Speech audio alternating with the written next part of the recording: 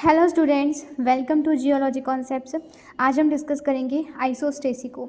इस चैनल पे हम जियोलॉजी से रिलेटेड कॉन्सेप्ट को स्टडी करते हैं और उन्हें इजी से इजी लैंग्वेज में समझने की कोशिश करते हैं। If you like the video please do like, share, subscribe and comment. Let's begin. पहली बात तो मैं तुम्हें बता देती हूँ कि आइसोस्टेसी का मतलब क्या है। आइसोस्टेसिस से आप क्या समझते हो?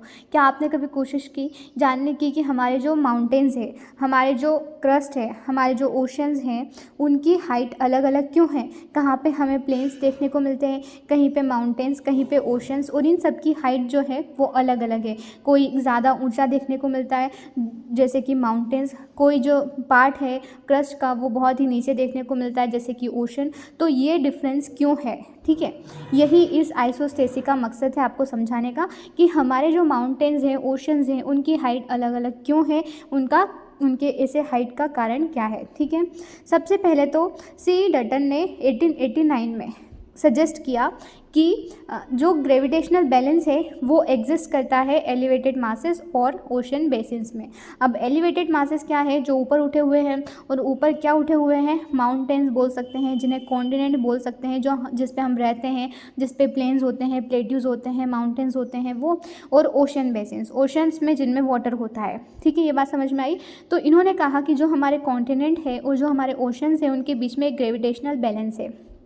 ठीक है, और उस ग्रेविटेशनल बैलेंस की वजह से ये उनकी हाइट अलग अलग देखने को मिलती है। किसने कहा? सी डटन ने। कब कहा? 1889 में कहा।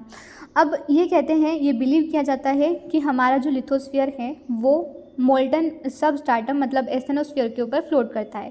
ये तो मैं आपको पहले भी बहुत सारी हाइपोथेसिस थ्योरीज में बता चुकी हूँ कि हमारा जो लिथोस्फीयर है, या जिसे हम क्रस्ट कहते हैं, क्रस्ट में दो टाइप की क्रस्ट आती है, कॉन्टिनेंटल क्रस्ट भी आती है और ओशनिक क्रस्ट भी आती है। और वो क्रस्ट जो है, वो लिथोस्फीयर जो है वो क्या करता है? वो एस्थेनोस्फीयर के ऊपर फ्लोट करता है। अब एस्थेनोस्फीयर क्या है? जहाँ पे मोल्टन माग्मा जो है वो बहता है।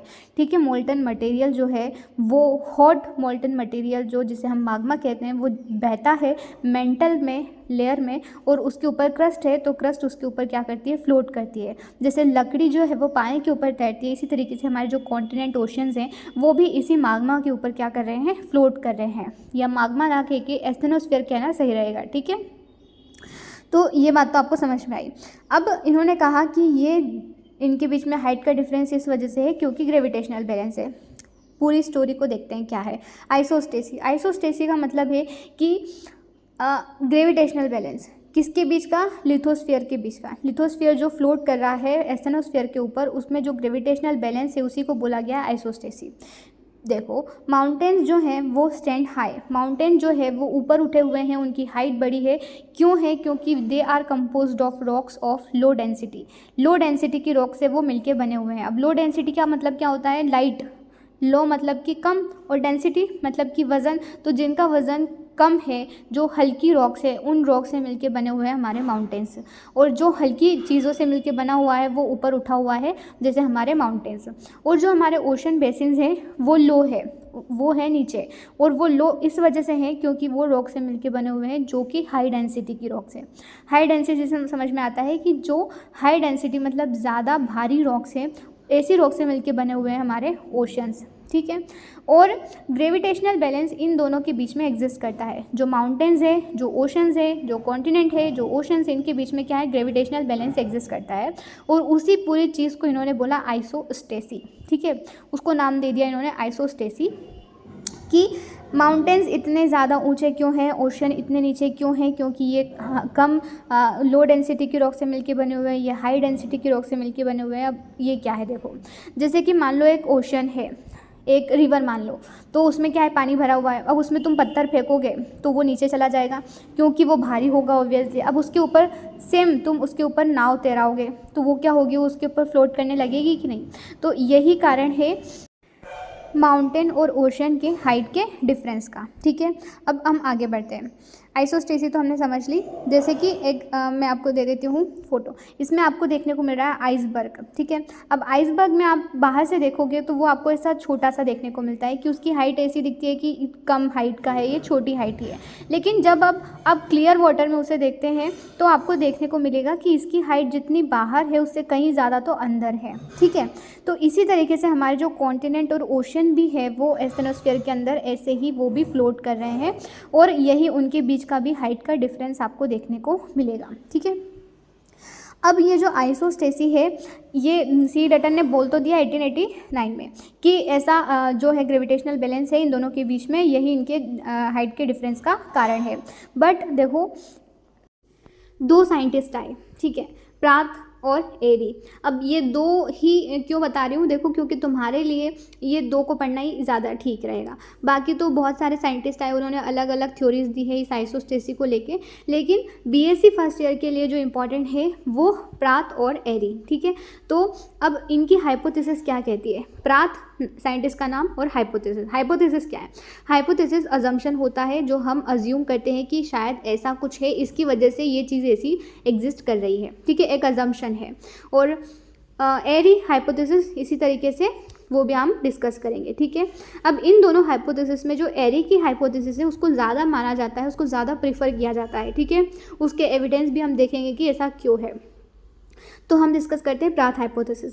प्रात हाइपोथेसिस कहती है कि जो डिफरेंट हाइट ऑफ माउंटेन्स है वो एग्जिस्ट करते हैं सेम बेस लेवल पे।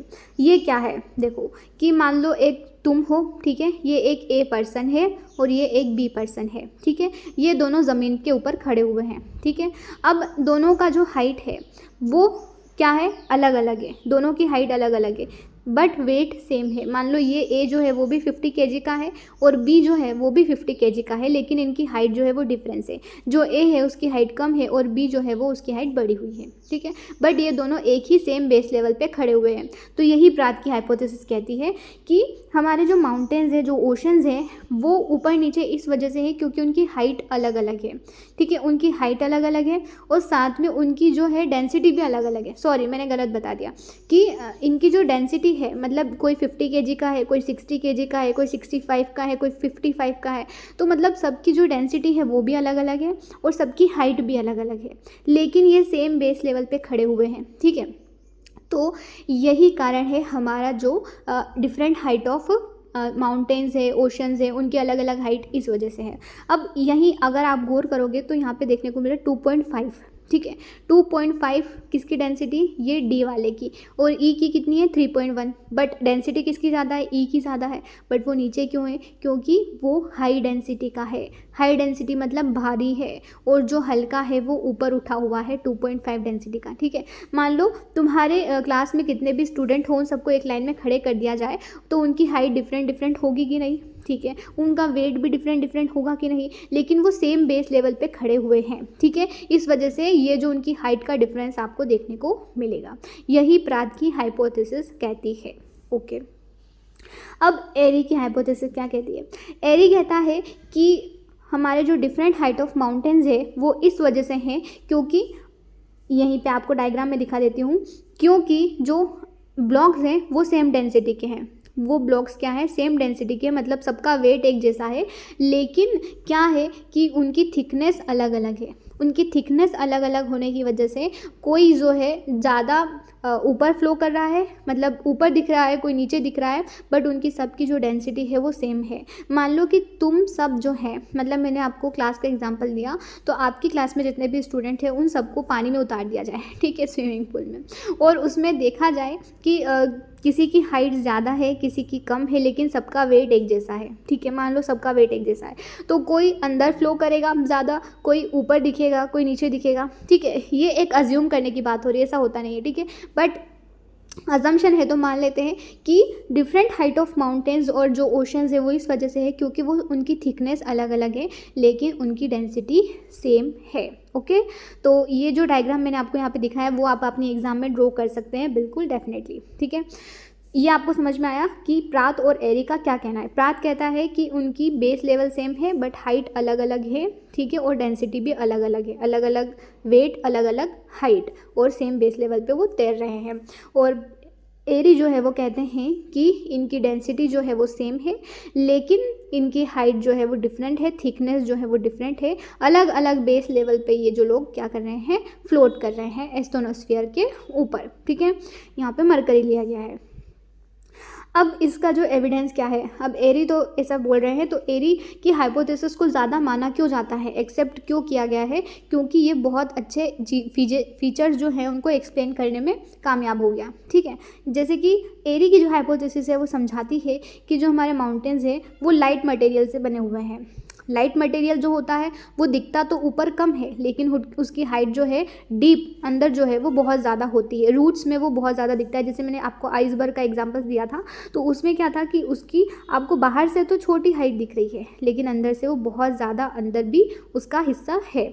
इसी तरीके से जब हम देखें तो हमारे जो माउंटेन्स होते हैं, ठीक है, वो भी हमें ऊपर जो दिखते हैं उससे कहीं ज़्यादा उनका जो मटेरियल या फिर उनका जो मास होता है वो अंदर ज़्यादा होता है। ये हमको कैसे पता चला, जब हमने सिस्मिक और ग्रेविटेशनल डाटा को स्टडी किया तो उसने कंफर्म किया कि हाँ ये बात सही है कि जब हम माउंटेन को पूरा अगर देखें, ऊपर से नहीं, सिर्फ नीचे से नहीं, दोनों तरफ से अगर हम देखें तो जितने ऊपर पार्ट है माउंटेन का उससे कहीं ज़्यादा अंदर भी है। ठीक है, तो ये आपको देखने को मिलेगा। उसके बाद में जो थिकनेस है सियाल किसको बोला गया है, सिलिका और एल्यूमिनियम, और वो क्या है, क्रस्ट है। तो क्रस्ट की जो थिकनेस है वो प्लेन सी लेवल पे सिर्फ 30 किलोमीटर देखने को मिलती है। वो तो मैं आपको जब इंटीरियर ऑफ द अर्थ समझाया था तो उसमें बताया था सियाल, सीमा, निफे। तो सियाल क्रस्ट का है, सीमा जो है कॉन्टिनेंटल क्रस्ट, ओशन क्रस्ट। ठीक है, तो वहीं पे इसकी थिकनेस 30 किलोमीटर ही देखने को मिलती है, लेकिन अंदर जो है वो और भी ज़्यादा है। Beneath ocean sial layer absent, all together the crust is thinner than the continent. मतलब जो क्रस्ट है वो बहुत ज़्यादा थीन होती है कॉन्टिनेंट के कंपेरिजन में। क्रस्ट कौन है, कॉन्टिनेंट, ओशन। ठीक है, तो उसमें यहाँ पे ये बताया जा रहा है कि हमारे different height of mountains exist करते हैं। इनकी जितनी बाहर देखने को मिलते हैं उससे कहीं ज़्यादा ये अंदर भी देखने को मिलते हैं। जब हमने सिस्मिक डाटा, जब हमने ग्रेविटेशनल डाटा को स्टडी किया, तो इस वजह से हम मानते हैं कि एरी की हाइपोथेसिस जनरली करेक्ट है। अब आइसोस्टेसी का एविडेंस क्या है। आइसोस्टेसी अगर सही है, मतलब जो हम बोल रहे हैं कि हमारे डिफरेंट हाइट ऑफ माउंटेन्स है वो क्यों है, क्योंकि ग्रेविटेशनल बैलेंस एग्जिस्ट कर रहा है, ओके, ये इसको हम सही क्यों माने।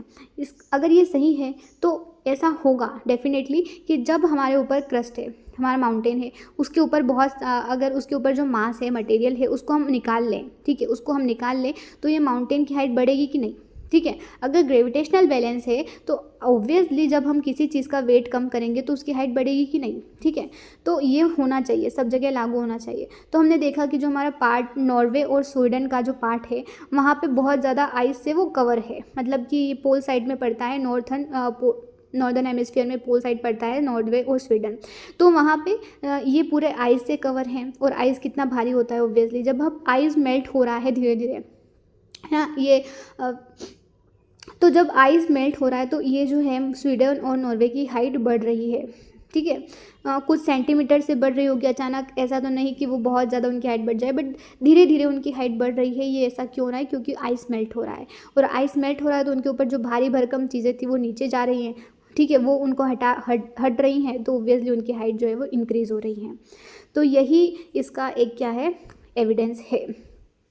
इसमें कहा जाता है कि जब हम माउंटेन्स के टॉप का, माउंटेन जो है उनके अगर टॉप है उनको हम इरोड कर दें, वो भी धीरे धीरे इरोड हो रहे हैं कि नहीं। इरोड मतलब कि उनका जो मटेरियल है वो कहीं टूट जाता है, बिखर जाता है, और वो पार्ट नीचे बिखर के आ जाते हैं, लैंडस्लाइड वगैरह देखने को मिलती है कि नहीं। तो वो जब नीचे आएंगे उनका मास निकलेगा, ऊपर से उनका भारी बोझ हल्का होगा, तो वो ऊपर उठेंगे, उठते हुए दिखाई देते हैं। ठीक है, तो ये इस थ्योरी का एविडेंस है। आई होप आपको ये थ्योरी अच्छे से समझ में आई होगी। If you like the video please do like, share, subscribe and comment. Thank you.